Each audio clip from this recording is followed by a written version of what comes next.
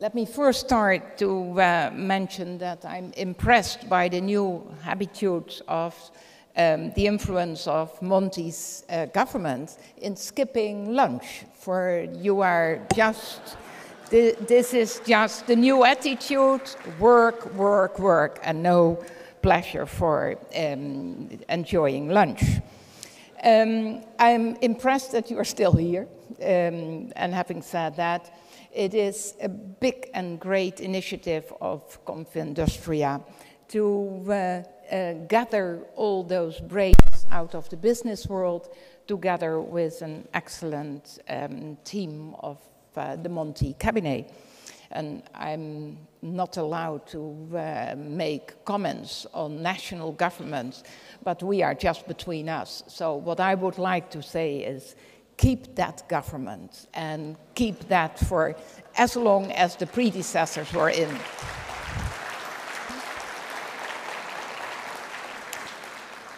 And especially talking about investing in information and communications technology, it pays off. And listen to your surrounding and listen to your own heart. ICT offers a bigger return than most other capital investments. No wonder it already represents half Europe's productivity growth.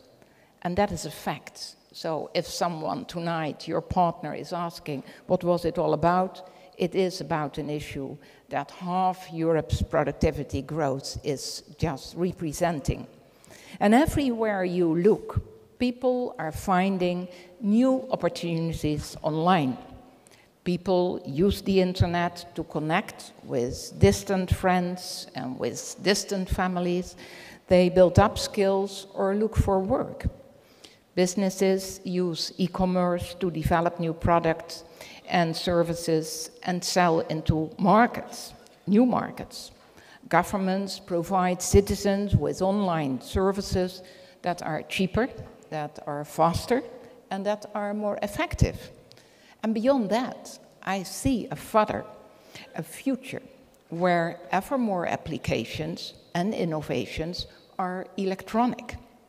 By 2016, online channels could account for over 10% of retail spending. So why are you still in this gathering? Just develop your own applications and your own innovation, so to say.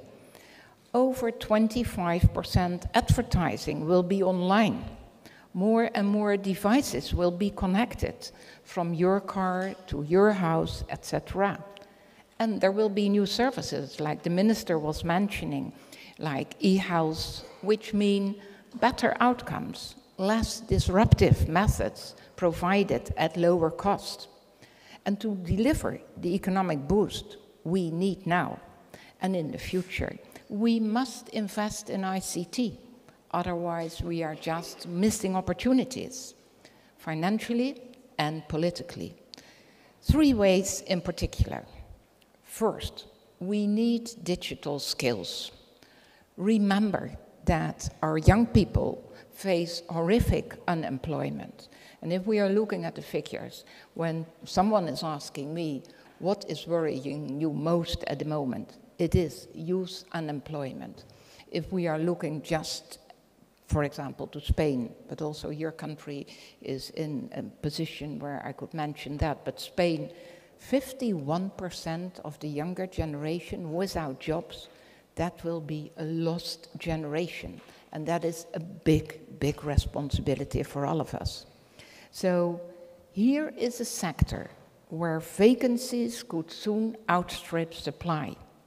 Just one line. A talent shortage of around 700,000 ICT professionals are expected by 2015. Can you imagine just facing youth unemployment and on the other hand, a demand for 700,000 professionals by 2015? Here is the opportunity to connect issues. This is an opportunity, a huge opportunity for Italy too, where the share of graduates studying computing is just a third of what is in other big Western European countries. So I wasn't invited to be polite and therefore just playing forward. A third of the graduates compared to other countries in studying computing.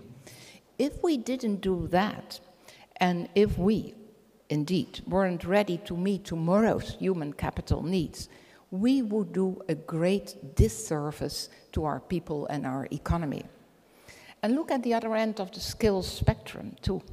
When so many things are best found online, you have to worry about the risk of a digital divide. Again, a shocking point. 41% of Italian adults have never visited internet. 41% of Italian adults have never used it. 41% of citizens missing out on all those online opportunities. So it was time for Monti to take over. And that is 2 to 3 times the levels seen in France, in Germany, or in the UK. Well, countries that are members of the same family. And what will happen to them?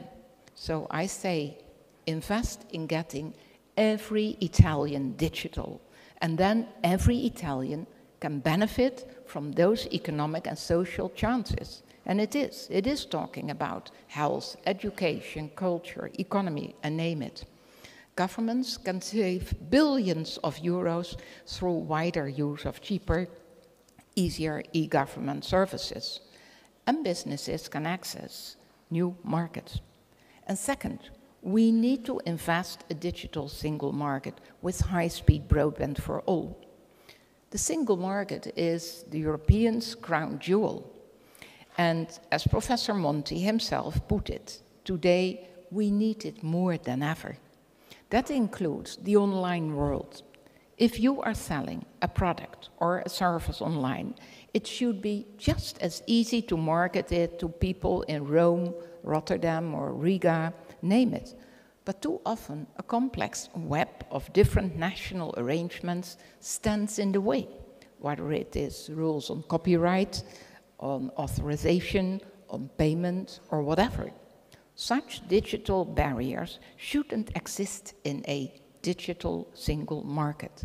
They make it harder for consumers to buy what they want. They strangle business innovation by decimating economics of scale. And the digital single market also needs high-speed broadband for all. Because the service of the future, from online films to virtual operating theaters, will use significant bandwidth, with internet traffic already growing exponentially and doubling every 2 to 3 years. The pipes are going to get full pretty quickly. We can't rely on decades-old structure to solve this problem. We need new investment to remove those constraints and boost our economy. And remember that here in Italy, fixed broadband coverage and penetration are both lagging behind. Broadband penetration is 10 percentage points behind French and German levels. And that broadband gap is equivalent to missing out 1% to 1.5% of GDP. And the third thing we need is to continue to invest in innovation. All the great benefits of ICT, new technologies enabling new tools and new techniques, have not come about by accident, but through research and innovation, the main drivers of future productivity and growth. And here I need help. We are between us, so I can say it. Normally spoken, it is a secret still, for there isn't yet a decision.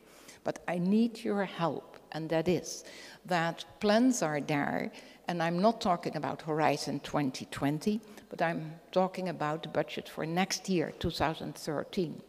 What is the rumor that is singing around, and that is awful, to cut in ICT, research and technology, in research and innovation. And that is like not giving water to the plants. For if we are just skipping important expenses for innovation and for research in this field, then we are really making a big mistake.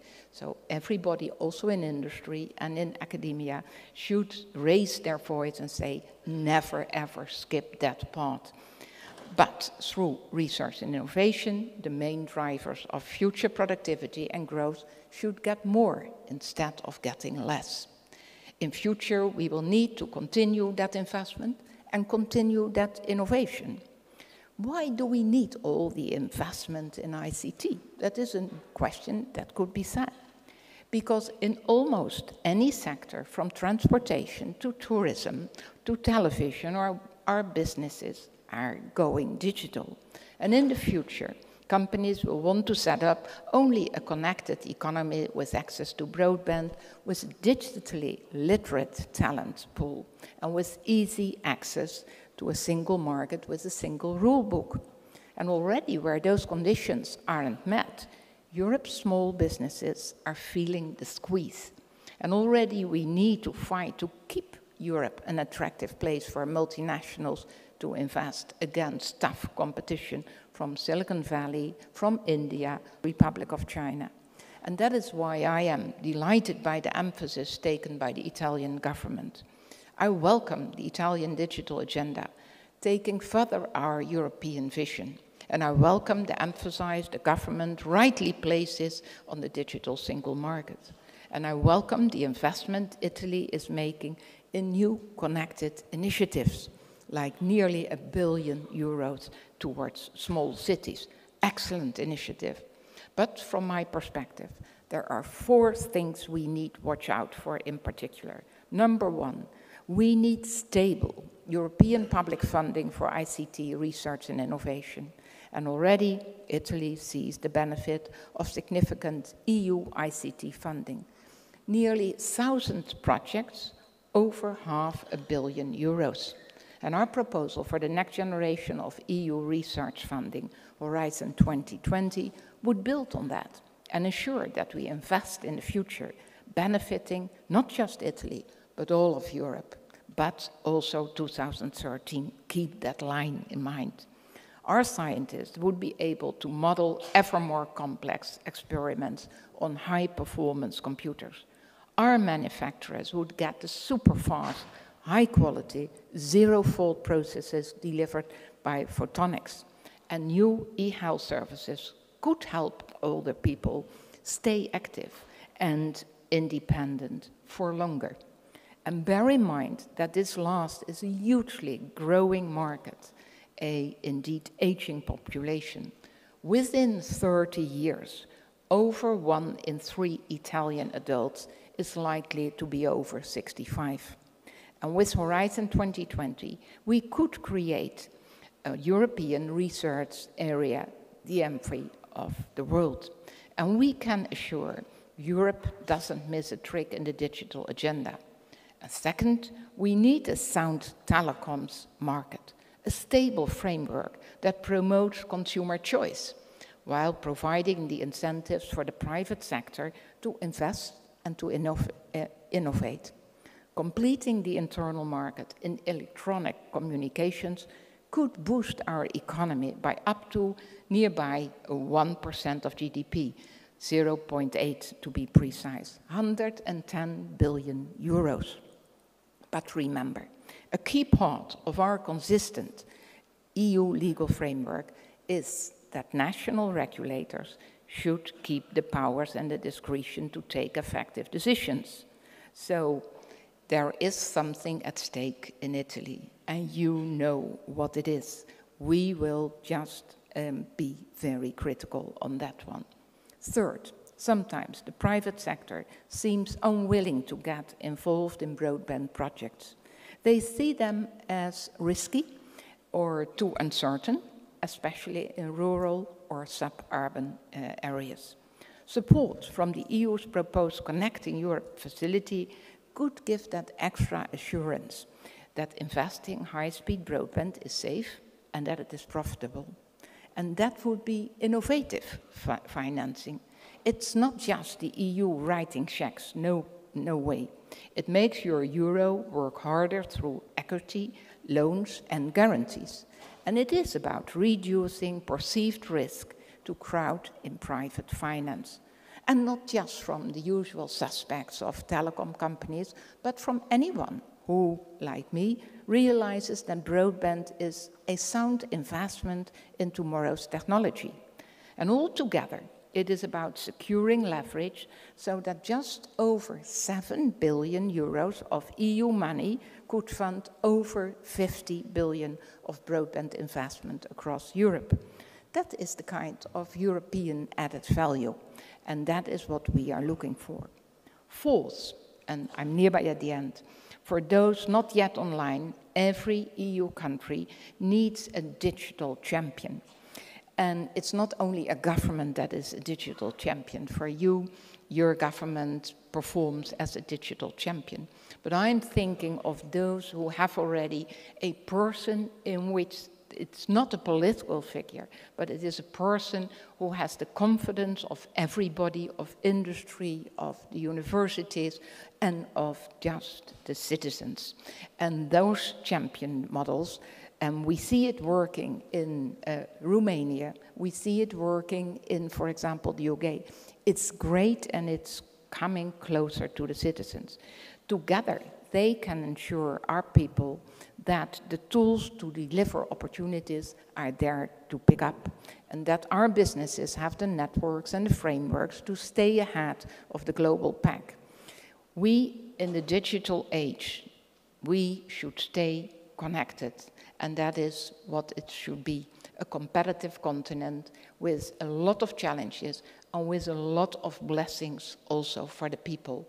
But please keep everybody united, every Italian digital. Thank you.